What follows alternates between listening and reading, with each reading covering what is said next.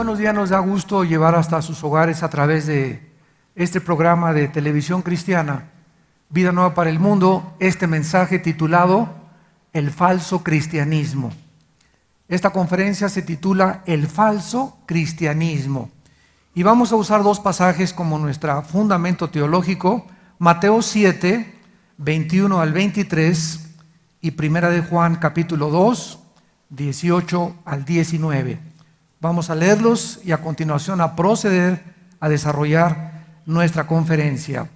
En el Evangelio Mateo capítulo 7, versículo 21 al 23, es el Señor Jesús quien está hablando. Y estas palabras de Jesucristo son penetrantes, son impactantes y deben de conmover las fibras más profundas de nuestro ser, porque estamos viviendo una época de un falso cristianismo. Jesús dice: no todo el que me dice Señor, Señor, entrará en el reino de los cielos, sino el que hace la voluntad, el que hace la voluntad de mi Padre que está en los cielos. Muchos me dirán en aquel día. ¿En cuál día? Cuando nos presentemos delante de Él. Señor, Señor, ¿no predicamos en tu nombre? O sea, profetizar es predicar. No predicamos en tu nombre. Yo era predicador.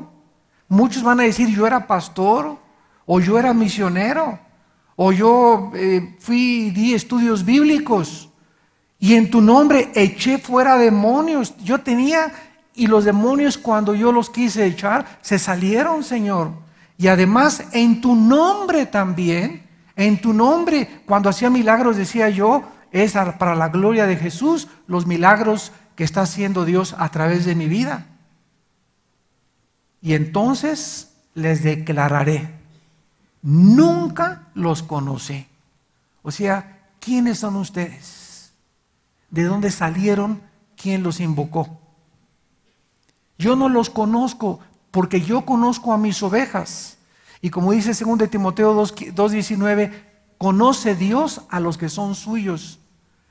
Nunca los conocí, apártense de mí, hacedores de maldad. Y en la primera carta de Juan, capítulo 2, versículo 18 y 19, el apóstol Juan escribió estas palabras. Primera de Juan 2, 18 al 19. Hijitos, ya es el último tiempo, y según vosotros oísteis que el anticristo viene, así ahora han surgido muchos anticristos. Acuérdense que la palabra anticristo significa dos cosas. En primer lugar, significa en el lugar de Cristo. El prefijo anti significa ponerse en el lugar del Mesías o hacerse un Mesías. Y en segundo lugar significa en contra de Cristo, porque Jesús dijo: el que no recoge conmigo, desparrama. Entonces cualquiera que haga la obra de Dios y no está haciéndola a la manera de Dios, es un anticristo. O sea, el espíritu del anticristo está por todo el mundo desde hace 2000 años. Por esto conocemos que es el último tiempo. Salieron de nosotros, pero no eran de nosotros, porque si hubieran sido de nosotros, habrían permanecido con nosotros, pero salieron para que se manifestase que no todos son de nosotros. Estas palabras de Jesucristo y del apóstol Juan, como acabamos de mencionar, son penetrantes, impactantes y deben de sacudirnos, porque estamos viviendo la época más emocionante, pero la más peligrosa de toda la historia del cristianismo. Ya en 2 de Pedro 2, el apóstol escribió: así como hubo en el Antiguo Testamento falsos profetas y falsos apóstoles, así habrá también en la iglesia falsos profetas y falsos apóstoles. ¿Cuál es el peligro que la iglesia está actualmente enfrentando? Que la mayor parte de la cristiandad no están distinguiendo quién es quién. Que la mayor parte de la cristiandad no están discerniendo entre el bien y entre el mal, entre lo verdadero y entre lo falso. Así como te pueden llegar ahorita con una piedra que parece un diamante, decirte, te vendo este diamante en $10,000, y tú lo comparas con otro diamante y aparentemente los dos son iguales. Ahorita en Estados Unidos, ¿verdad?, hay mucho de moda, muchos hombres están poniendo aquí un diamantito en la oreja, y tú no puedes saber si ese diamantito que traen en la oreja es real o no es real. Te dan también un billete de 100 pesos que se están falsificando en México, de 200 pesos, y lo ves así aparentemente y está pero exacto, perfecto casi el billete. ¿Qué necesitas para poder distinguir algo bueno de algo falso? Necesitas ser experto en lo bueno. Los agentes del Tesoro en Estados Unidos durante 5 años los entrenan para que manejen con sus manos puros billetes verdaderos. Y comienzan a desarrollar un tacto tan sutil y tan delicado que cuando cae en sus manos un billete sin que tengan que ponerle la pluma o pasarlos debajo de un rayo láser, con el puro tacto los agentes del Tesoro detectan que ese billete es falso. Porque por más bien imitado que esté un billete, el papel es diferente. Entonces vivimos una época donde las iglesias, lo sabemos, son una mezcla. Esta iglesia, todas las iglesias del mundo, sin excepción, son una mezcla de cizaña con trigo. En la iglesia hay ovejas, en la iglesia hay cabritos, en la iglesia hay mazacuatas, coralillos, escorpiones y lobos. Así que no creas que en la iglesia a la que tú asistes, inclusive esta y cualquier otra iglesia en el mundo, todos son San Anselmo y San Crisóstomo. Porque Cristo nos enseñó claramente, por ejemplo, en la parábola del sembrador, en el capítulo 13 del Evangelio de Mateo, los discípulos, al escuchar esto en el versículo 24, Jesús se quedaron sorprendidos, porque Jesús les contó esta parábola para ilustrar lo que es la iglesia. El reino de los cielos es semejante a un hombre que sembró buena semilla en el campo, pero mientras dormían los hombres, vino su enemigo y sembró cizaña entre el trigo y se fue. Cuando salió la hierba, dio fruto y apareció también la cizaña. Vinieron los siervos y le dijeron, ¿qué no sembraste buena semilla? ¿De dónde? ¿De dónde aparecieron las mazacuatas? ¿De dónde aparecieron tanto coralillo? ¿De dónde comienzan a surgir hermanos que se decían hermanos y que están haciendo lo que están haciendo? ¿Qué acaso no todos en la iglesia deben de portarse bien y ser fiel a su esposa y ser honestos, etcétera, etcétera? ¿De dónde salió todo esto? Él les dijo, no lo arranquen, no sea que también arranquen juntamente la cizaña con el trigo. Déjenlo crecer hasta el tiempo de la siega. Y yo diría a los segadores, recojan primero la cizaña, échenle en manojos y quémenla, pero recojan el trigo y pónganlo en mi granero. En esta parábola Cristo nos muestra que el bien y el mal van a crecer juntos en el mundo. Dentro de la iglesia van a haber las ovejas y van a haber los cabritos y los lobos. En todas, repito, las iglesias. Cristo Jesús tuvo entre sus 12 hombres, ¿a quién? ¿Todos eran San Crisóstomo? No, el traidor. Aquel que iba a apuñalar por detrás a Jesucristo estaba tan bien camuflajeado y tan bien disfrazado que era casi idéntico al papel verdadero, pero era falso. Y ese hombre, al final, los discípulos no sabían ni siquiera, ni se imaginaban que Judas Iscariote era el que iba a traicionar al Hijo de Dios. Entonces, si Cristo permitió este hombre dentro de sus filas, fue para enseñarnos a nosotros también que estamos infiltrados y que no nos debe sorprender porque salieron de nosotros, de nuestras filas, pero no eran de nosotros. Esto no significa que una persona que sale de una iglesia y se va a otra iglesia ya no es cristiano. No está hablando de esto. Salieron del cristianismo, pero no son ya de nosotros. En otras palabras, como lo vamos a ver, vamos a aprender a distinguir la verdad de la mentira. Muy bien, vamos a ver en primer lugar que en la Biblia se nos muestra claramente que hay un arrepentimiento que no es real. El rey Saúl fue ungido por Dios, aunque en el Antiguo Testamento la persona ungida no significaba que era salvada. Por ejemplo, el rey Ciro de Persia le llama en Isaías Dios mi ungido, Ciro el rey de Persia. La palabra ungido significa escogido por Dios. Y Dios escogía vasos como los reyes, como Nabucodonosor, para que atacara a Israel, pero no significa que eran salvados. En el Nuevo Testamento, ya los que estamos ungidos es una vez y para siempre con el Espíritu Santo e implica la salvación. Porque el Espíritu Santo en el Antiguo Testamento no moraba dentro de los hombres como en el Nuevo Testamento. Saúl era un hombre que Dios escogió y al principio hasta profetizaba.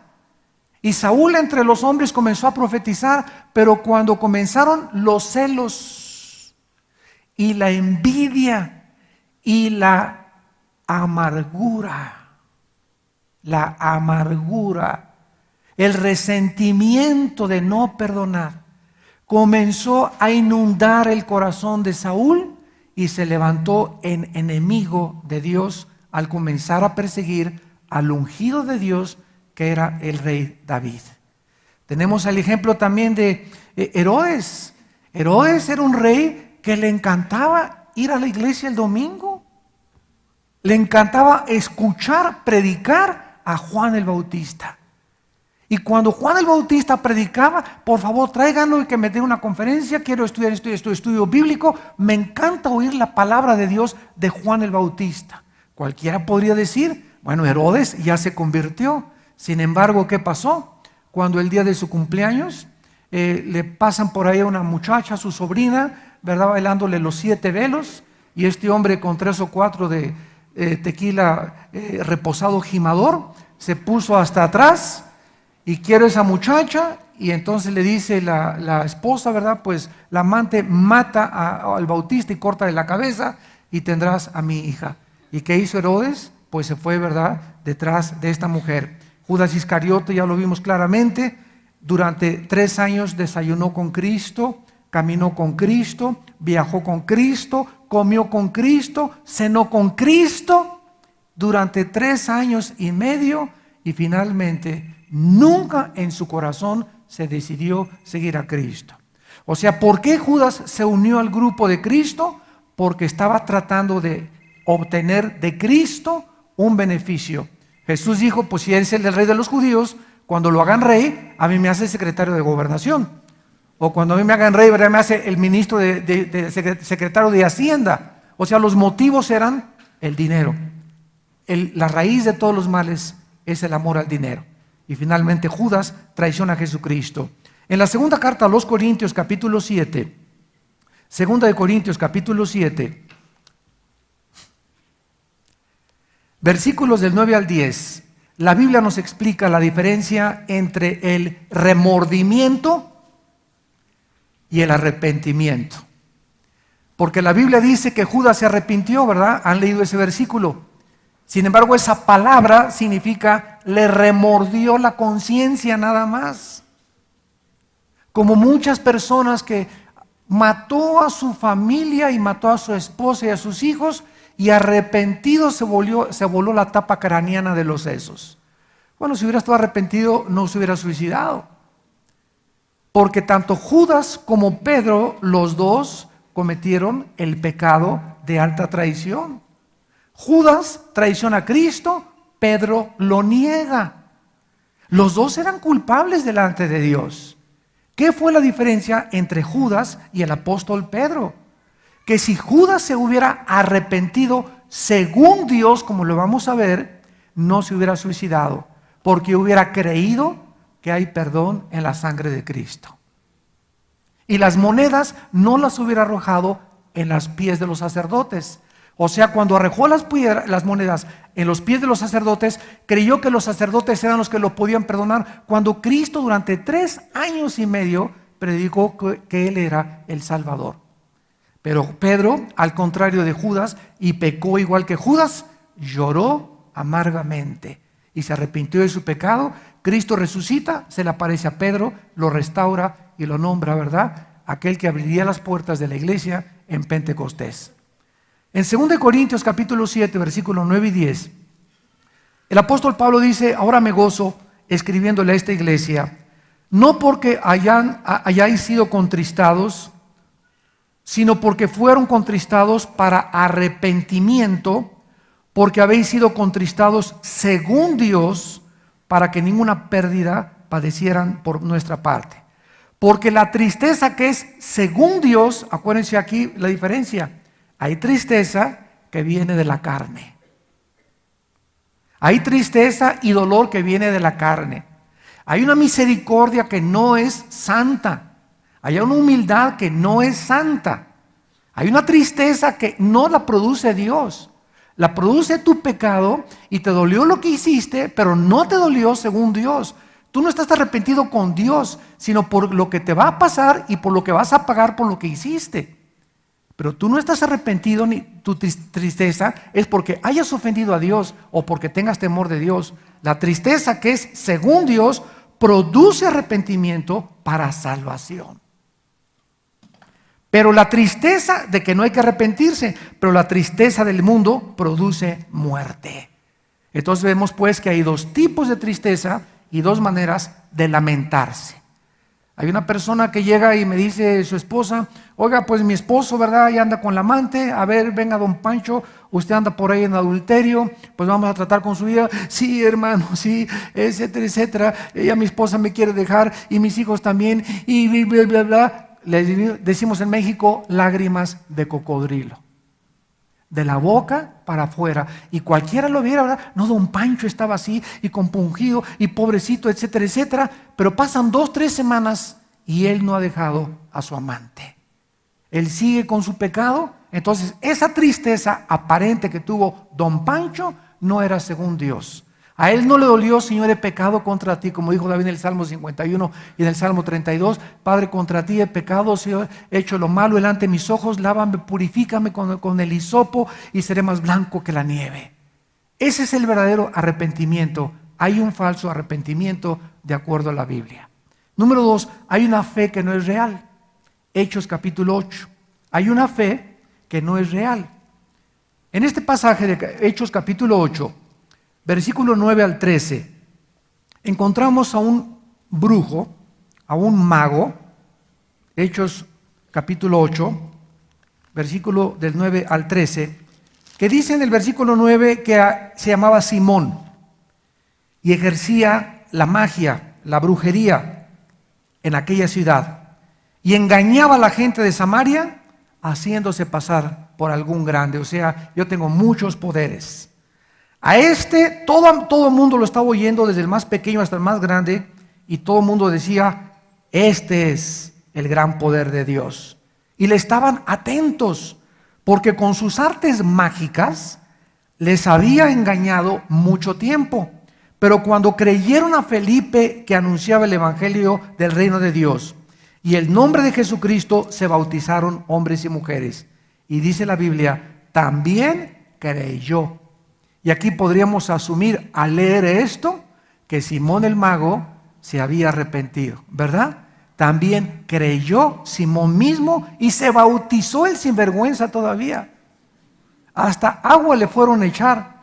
Y estaba además con Felipe, comenzó a seguir a los discípulos, viendo las señales y grandes milagros que se hacían estando atónito. O sea, hizo los ritos del cristianismo, ¿verdad? Me levanto, sí creo en Cristo, me echo agua, me bautizo, etcétera, etcétera, y comienzo a asistir a la iglesia. Todo esto lo hizo Simón el mago, pero Dios conoce el corazón.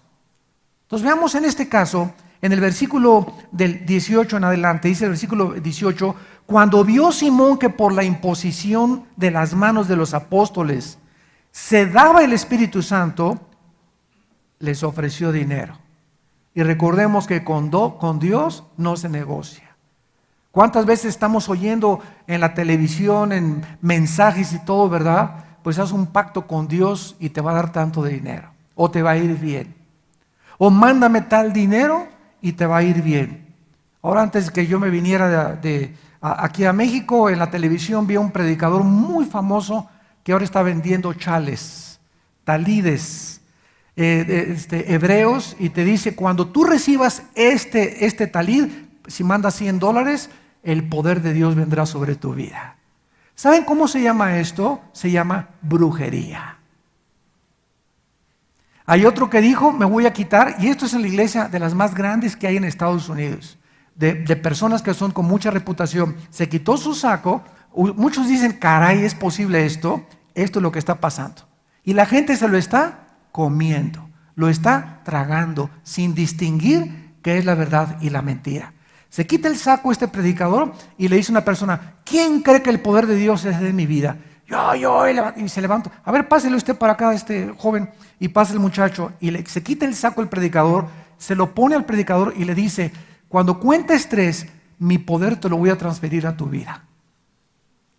1, 2, 3, y comienza el otro a hacer así, ¿verdad? Parece que traía pulgas dentro de sí, para pantallar de que tenía el Espíritu Santo, y comienza a hacerse así, y todo el mundo, alabado, y se comienzan a tirar al suelo todos. Eso está pasando en las iglesias, y los cristianos, como dice la Biblia, consienten en eso. ¿Por qué? Porque no conocen la palabra de Dios. Están siendo engañados. Es al grado al que hemos llegado. Hay una fe, hay un arrepentimiento que no es real, hay una fe que no es real. Este hombre aparentemente quiso seguir a los apóstoles, pero sus motivos eran el dinero. Cuando comenzó a ver que cuando imponía las manos el Espíritu Santo, quiso comprar el don.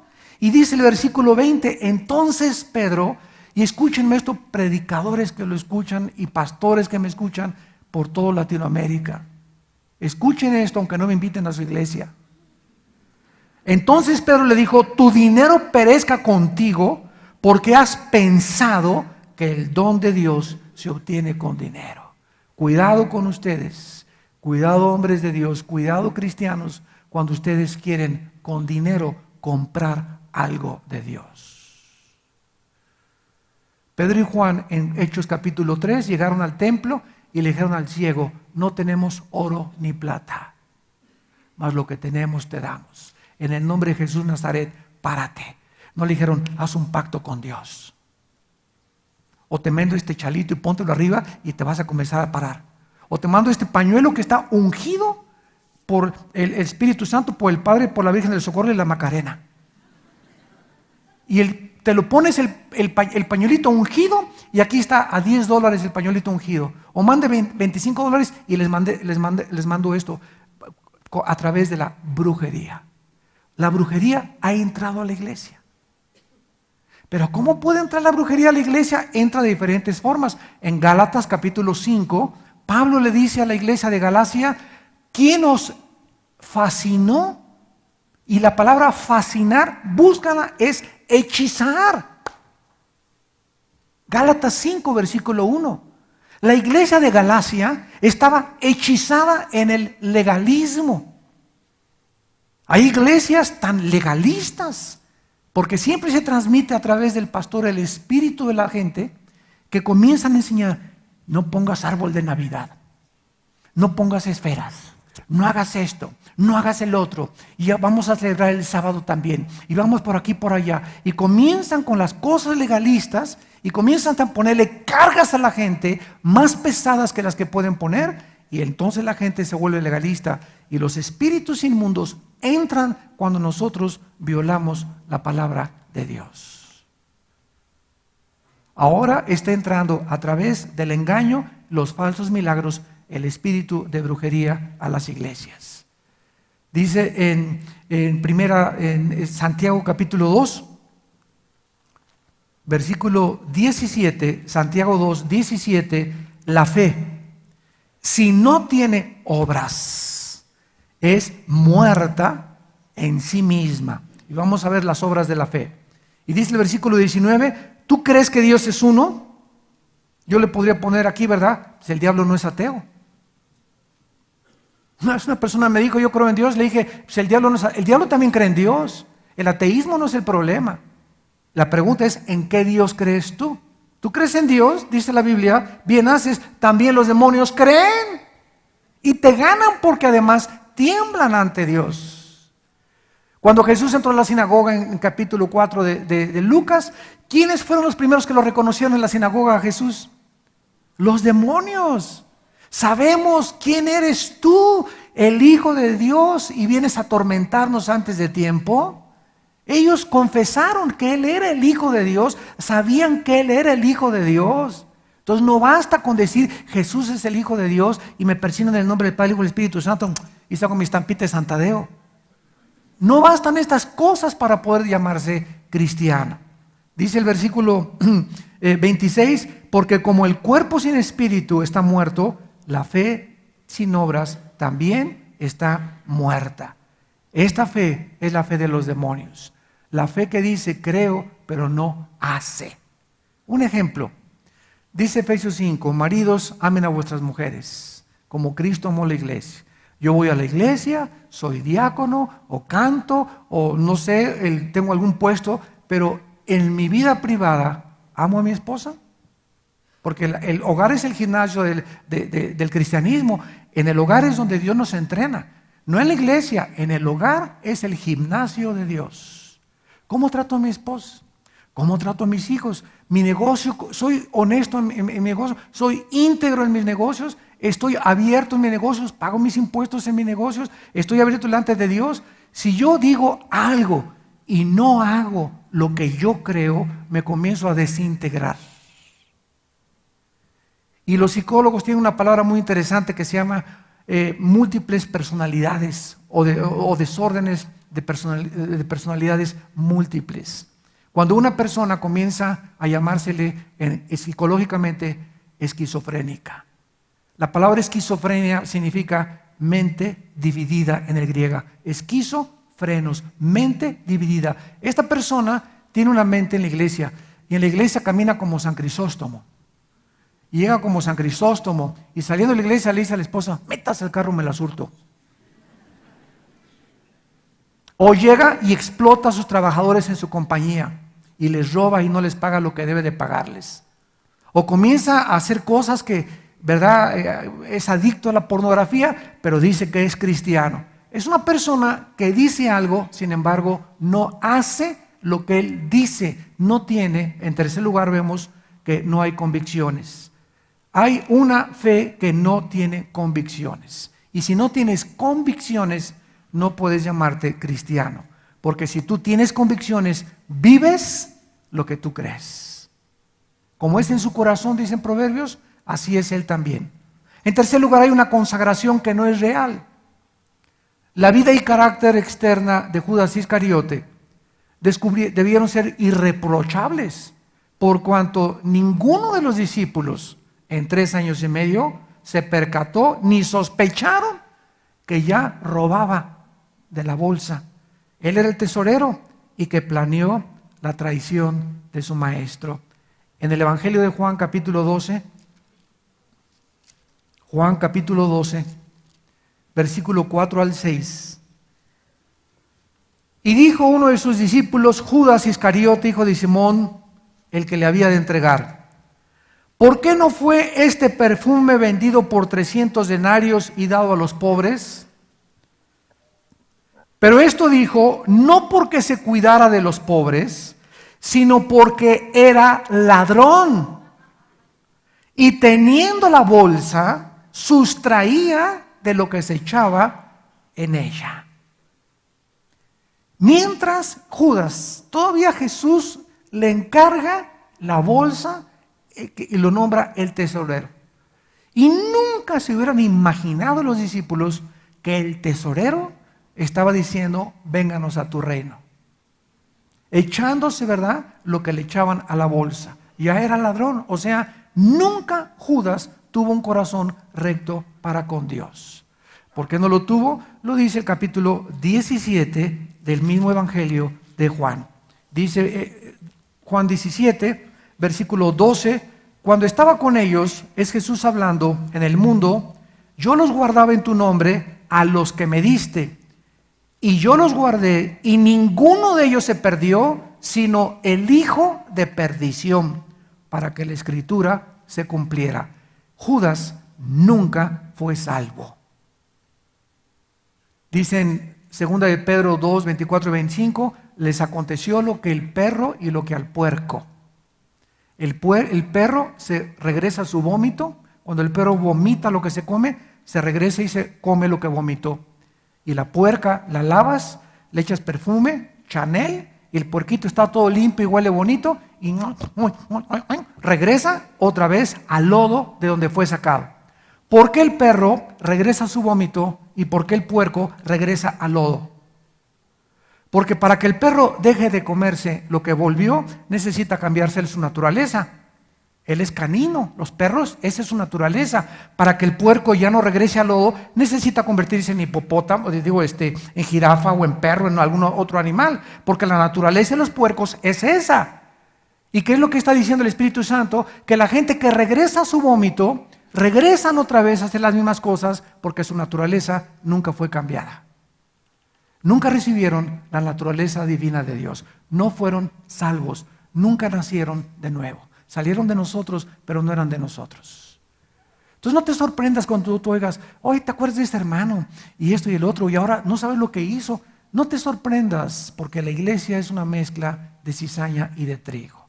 Preocúpate tú y tú y tú en tu vida de santificarte. Y deja a los demás que hagan y que deshagan. Tú preocúpate por tu vida y tu familia. Cuida tu vida, guarda tu corazón sobre todas las cosas.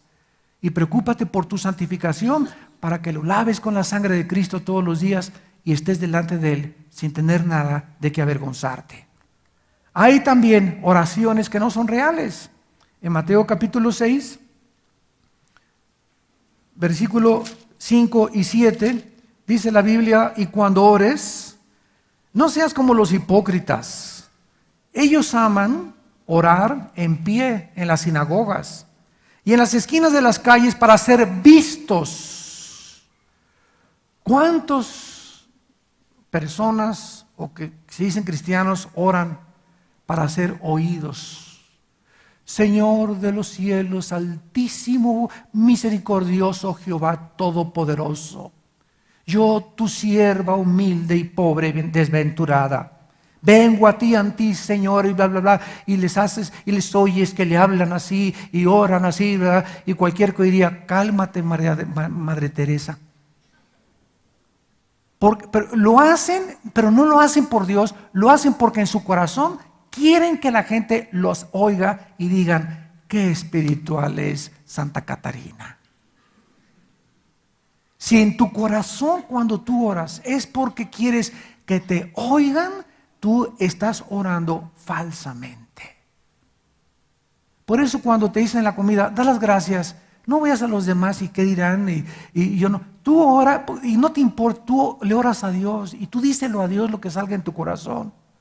Pero nunca tengas la intención en tu alma de orar para ser oído por los demás, porque te conviertes en un hipócrita. Vemos también que hay una humildad en quinto lugar, una humildad que no es real. Creemos comúnmente nosotros que la persona humilde es la persona que siempre anda así y con el sombrero y se atranca y no entra. Y buenos días, hermanito, sí, mucho gusto. Y así con la cabecita y con el cuello roto, la camisa y con guarachitos. Creemos nosotros que esa es la persona humilde.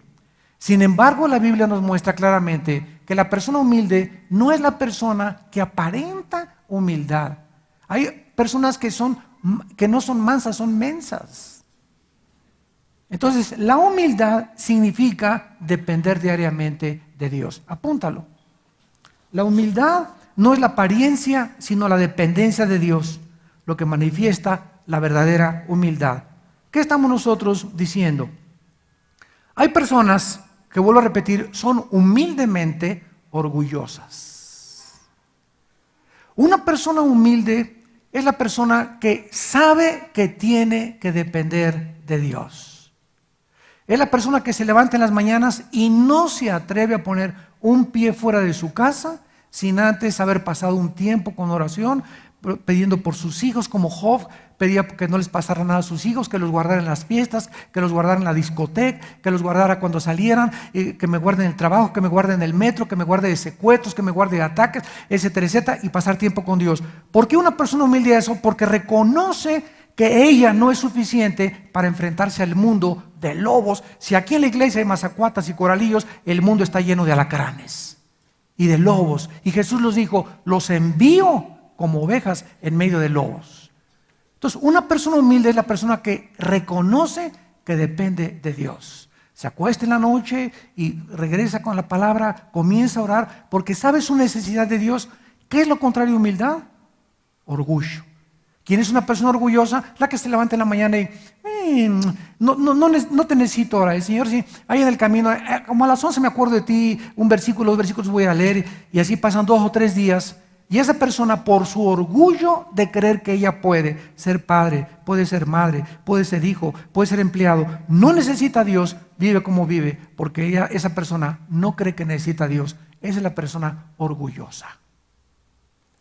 Dice la Biblia en Proverbios capítulo 9, versículo 8. ¿Cómo podemos nosotros saber cuando una persona también es humilde y es orgullosa? Dice Proverbios 9, versículo 8. No reprendas al burlador o al escarnecedor para que no te aborrezca. Corrige al sabio y te amará. ¿Cómo puedes saber cuando una persona es humilde? Cuando le exhortas o la disciplinas. Cuando la mandas a la banca. Cuando lo suspendes de sus funciones temporalmente. Ahí te das cuenta en la reacción si la persona es humilde o es orgullosa. La persona orgullosa te va a odiar. Y le dices algo y en 2 semanas no te ha vuelto ni a saludar porque le exhortaste y la regañaste. Cuando las heridas del que te ama son fieles, inoportunos los besos del que te odia. Más vale reprensión manifiesta que amor en oculto. Las personas que te aman te van a decir la verdad y te van a decir lo que necesitas escuchar, pero las personas lisonjeras, las que solamente andan detrás de ti para hacerte la barba, nunca te van a decir la verdad, sino que siempre te van a lisonjear. ¿Por qué? Porque esas personas te odian y solamente andan contigo para saber qué sacan de tu vida. Esta humildad no es de Dios, esta oración no es de Dios, esta consagración no es de Dios, esta fe no es real, y vamos a ver cómo podemos saber que un cristiano es real o no es real. En 2 Corintios 13, en 2 Corintios capítulo 13, versículo 5, 2 Corintios 13, 5, dice la Biblia: examínense a ustedes mismos si están en la fe. Con todo lo que les he dicho, ¿tu arrepentimiento es real? ¿Es tu fe real? ¿Es tu consagración real? ¿Tu humildad es verdadera delante de Dios? Examínate, sé honesto delante de Dios y ponte tachas o ponte palomitas para que puedas comenzar a detectar tu vida espiritual. Examínense a ustedes mismos si están en la fe. Pruébense a ustedes mismos. ¿O qué no conocen a ustedes mismos que Jesucristo está en ustedes a menos que estén reprobados? ¿Cómo saliste de este examen? Ahora viene el examen a título de suficiencia a continuación. ¿Cómo saber si tu cristianismo es real? Número 1. ¿Qué lugar ocupa en tu corazón la fe cristiana? Número 1. ¿Qué lugar ocupa en tu corazón las convicciones? ¿Has estado dispuesto a permanecer firme en tus convicciones en tu escuela cuando alguien dijo, este es un cristianito, o tú eres de los cristianos y tú te has avergonzado y has dicho, no, soy cristiano pero no soy tan fanático, o estoy comenzando a estudiar la Biblia? ¿Qué has hecho? ¿Cómo has reaccionado cuando el mundo te ha perseguido? O en tu oficina, ay, véngase don Pancho, y se hace una copa con nosotros, vámonos en la noche con las chamaconas. No, yo estoy casado. Ah, jaja, tú eres de los que están casados y todavía son fieles a su esposa. Tú contéstales y diles, ¿verdad? Para ustedes ahora la inmoralidad es una virtud, pero lo que los hombres tienen como sublime, para Dios es abominación. Yo amo a mi esposa y no necesito otras mujeres.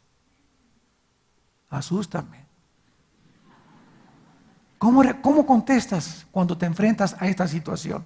¿Cómo reaccionas cuando en tu escuela le dicen a tu hijo que tiene que ir disfrazada de bruja porque es Halloween? O que tiene que ir disfrazado del anticristo tu hijo. O en tu vecindario pusieron telarañas y pusieron arañas y tú es la única casa, ¿verdad?, que no tiene nada, no tiene nada de Halloween. ¿Por qué? Porque si no pongo nada me van a perseguir, y si en mi escuela mi hija no va así, la van a correr. ¿Sabes una cosa? Que nunca puede ninguna escuela en México ni en el mundo correr a un alumno por ir en contra de esa filosofía. ¿Qué es lo que tú tienes que hacer? Mijita, ven de la mano, mañana te acompaño a la escuela. ¿Quién es tu maestra? Doña Hortensia, ¿cómo le va? Soy la mamá de Periquita.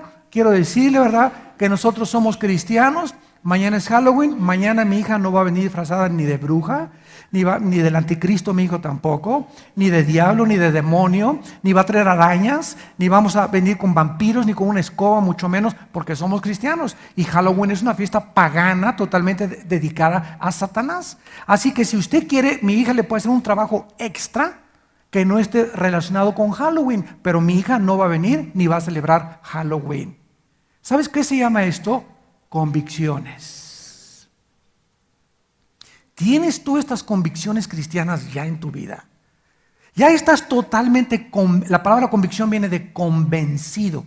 Estás tan profundamente convencido a quién estás sirviendo que ya le perdiste el temor al ser humano.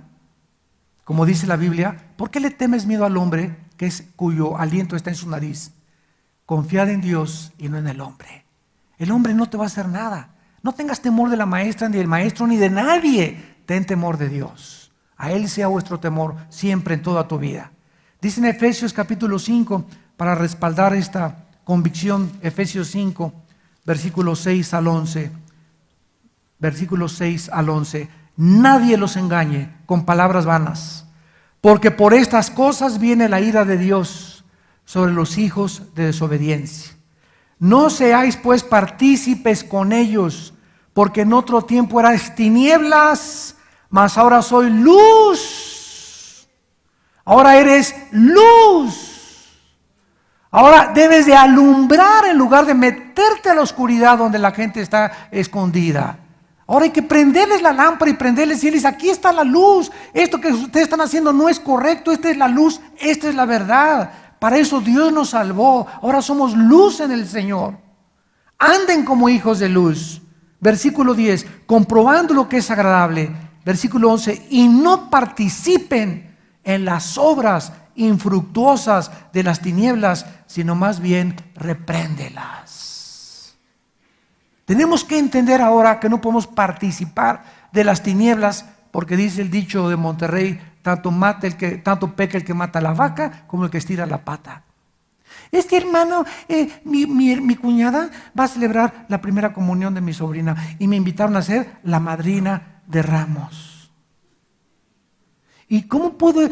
Si tú te metes a la iglesia, ¿verdad?, a celebrar, y yo no voy a hacer nada, no voy a estar mirando, tanto peca el que mata la vaca como el que estira la pata. El hecho de estar dentro de un culto donde no se le esté rindiendo la gloria de Dios, una iglesia budista, una iglesia mormona, una iglesia como se llame, ¿verdad?, donde no se le está rindiendo culto a Dios, son las tinieblas. Y cuando tú entras a ese lugar, tú estás participando con todos y reconociendo que lo que está sucediendo ahí es la verdad. Tú espéralos afuera. Te invitaron a una boda, no vayas al servicio religioso, ve al banquete y no vas a ponerte hasta atrás. Vas al banquete a testificar y a ver a quién ganas para Cristo de toda esa gente que está en tinieblas. Nada nos impide ir a un banquete del mundo, ¿verdad? Pero ¿a qué vamos? ¿Cristo fue a las bodas de Caná para ponerse hasta atrás? No, ¿verdad? Él fue para testificar y para darles conocimiento de quién era Él. Fue la primera señal que Él hizo en su ministerio. Entonces, cuando vamos a un lugar de estos, no vamos a hacer las cosas de la gente. No participamos de lo que ellos participan, sino vamos a darles testimonio. Y la persona que se siente contigo en la mesa, a la izquierda, o cuando te pares, ¿verdad?, al mesero, al que sea, habla de Cristo.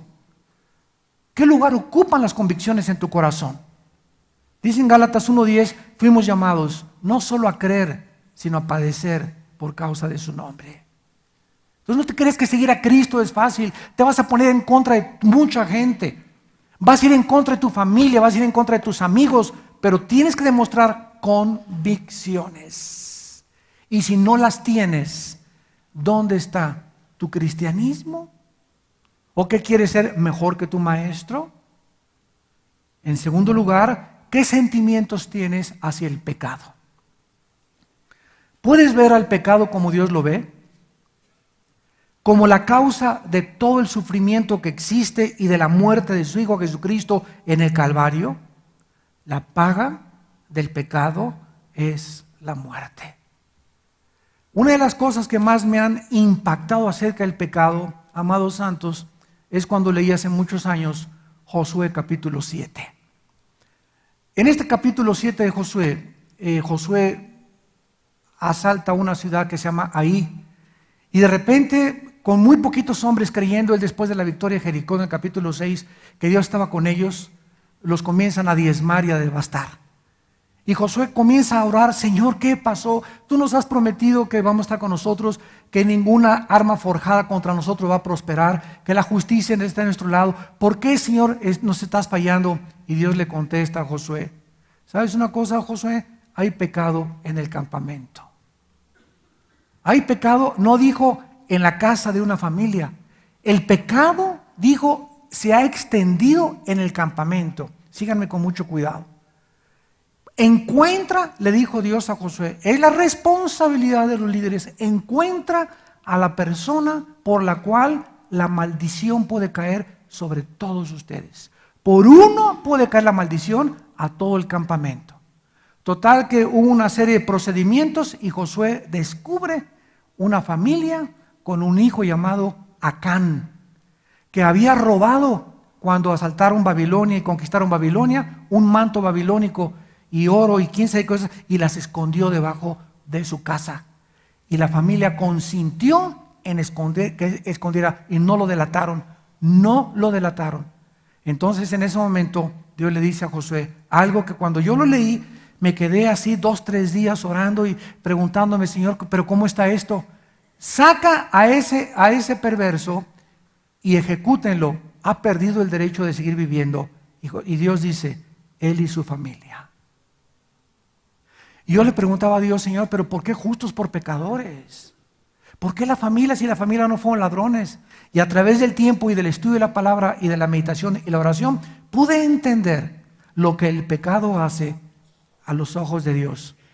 Cuando yo peco, me afecto a mí, afecto a las personas más cerca a mí, aunque ellas sean inocentes.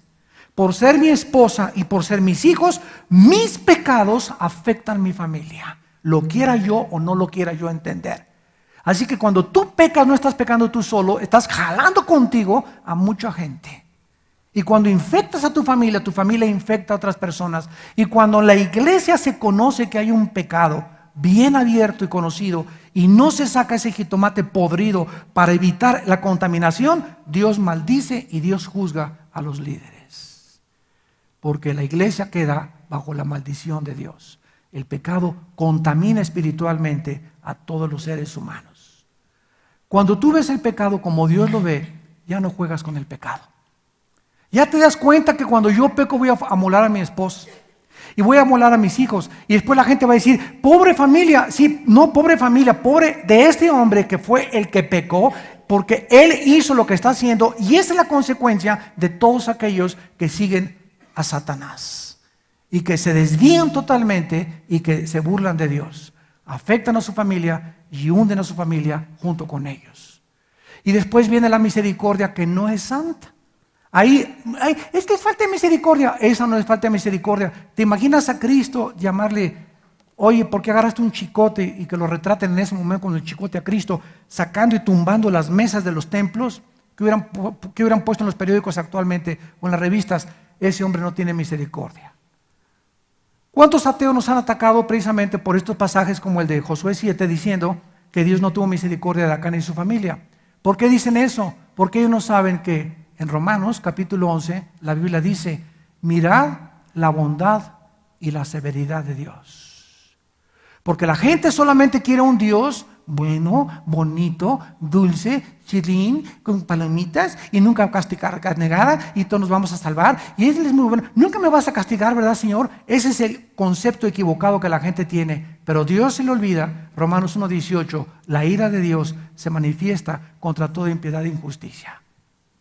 Y vente a Apocalipsis para que leas la gran tribulación, los horribles juicios que van a caer sobre un mundo que se burló de Dios y que no quiso aceptar a Dios.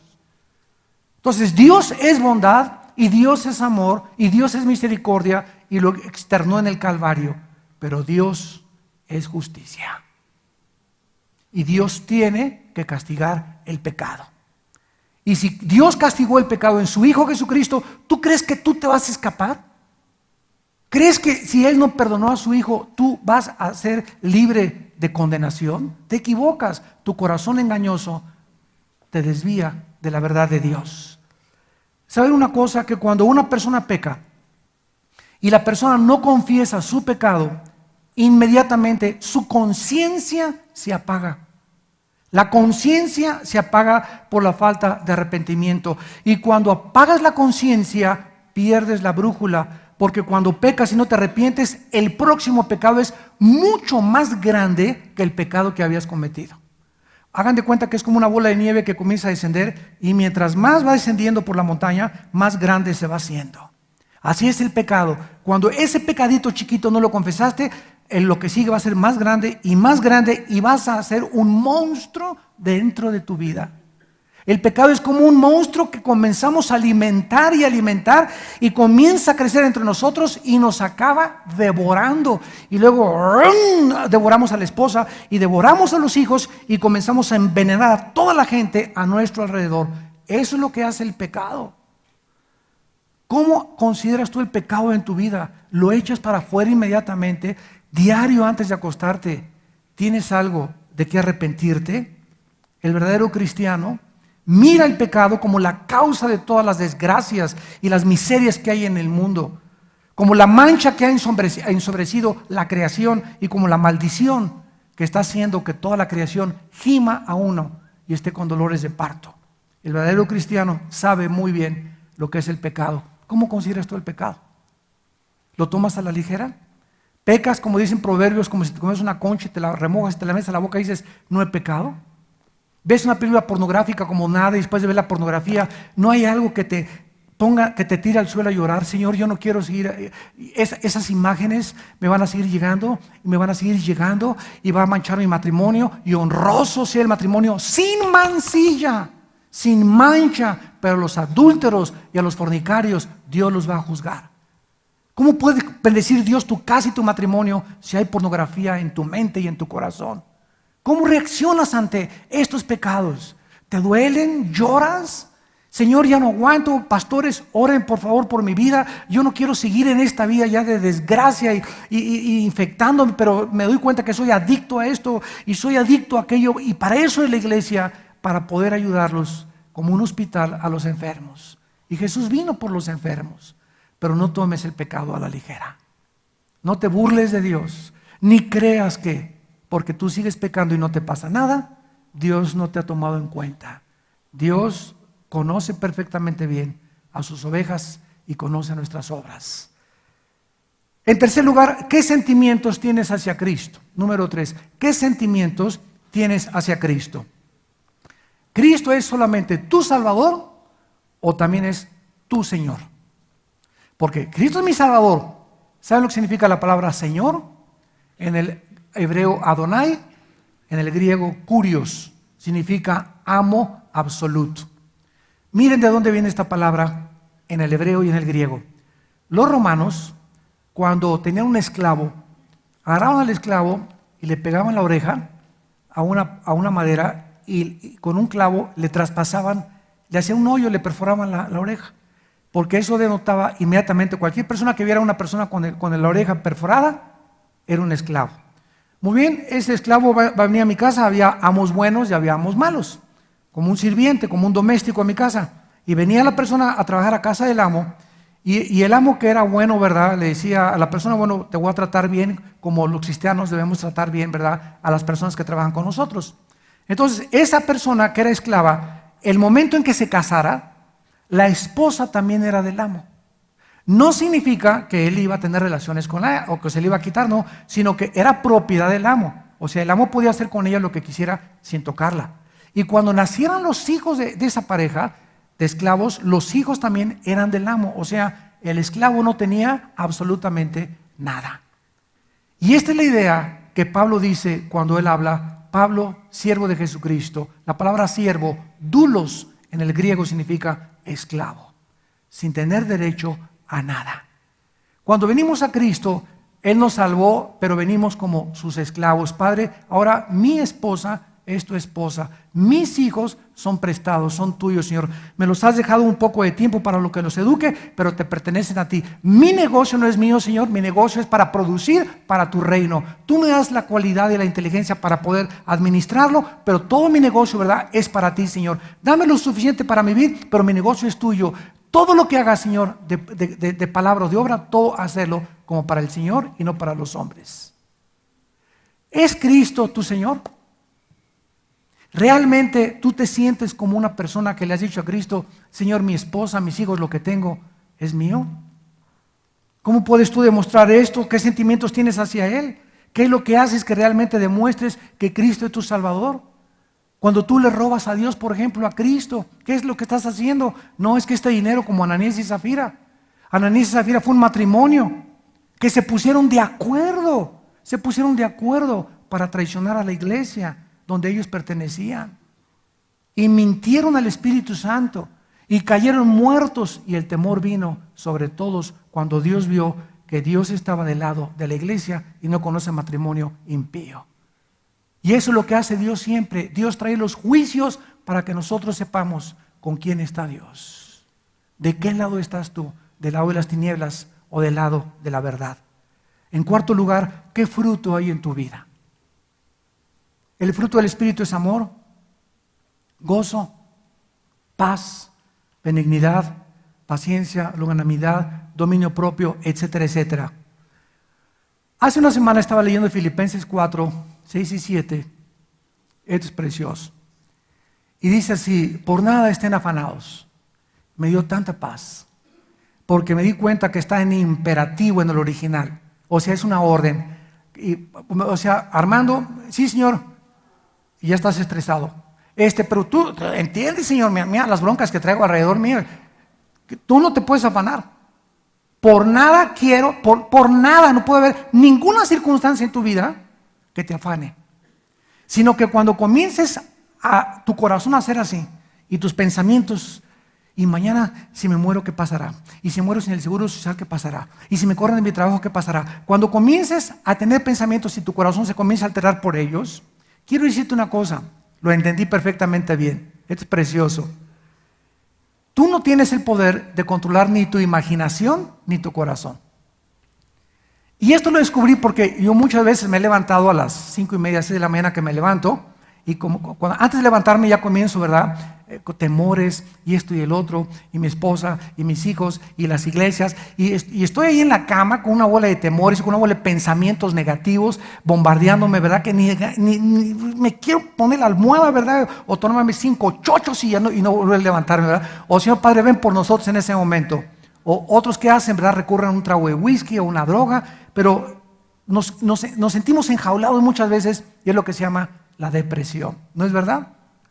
Entonces, leyendo una mañana este versículo, este pasaje, me olvido de todo y agarro la Biblia, me siento en mi cama, comienzo a leer y a memorizar el Salmo 37 y comienzo a entender lo que Dios me dice. Cuando hice contacto con la palabra de Dios, mis pensamientos y lo que había en mi corazón se comenzaron a aplacar. Quité mi mente de todas las cosas que podía suponer que podían suceder y me concentré en la palabra de Dios. Y al concentrarme en la palabra de Dios, descubrí que solo la palabra de Dios tiene el poder de darnos paz. Y la paz de Dios, que sobrepasa todo entendimiento, guardará tus pensamientos y tu corazón en Cristo Jesús.